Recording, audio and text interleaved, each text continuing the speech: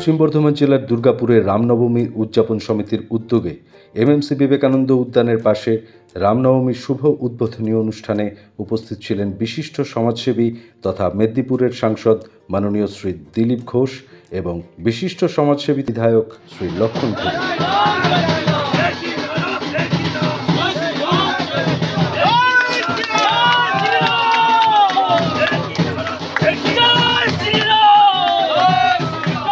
আজকে আপনি রামনবমী এখানে এসেছেন, হাওড়াতে রামনবমী পালন করতে গেলে হাইকোর্টের দ্বারস্থ হতে হচ্ছে আপনাদেরকে, এবং মুখ্যমন্ত্রী বলছেন যে বিজেপি রামনবমীকে কেন্দ্র করে দাঙ্গা বাঁধায় রাজনৈতিক ফায়দা তোলার জন্য।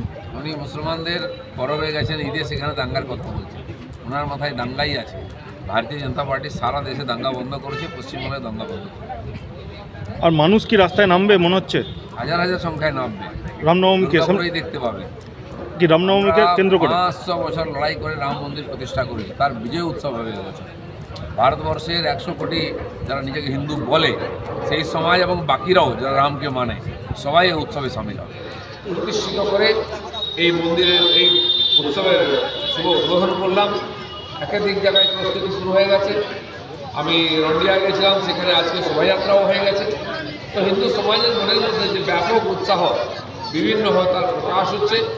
আজ বিধাননগরে এখানে এমএমসি হাউসিংয়েতে এই যে রাম মন্দিরের রাম জন্মভূমির উৎসবের সূচনা হলো।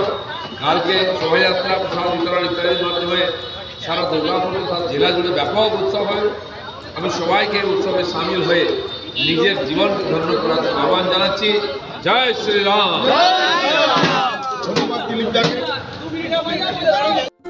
Thank you for watching this video. Like and share our video and please subscribe our channel.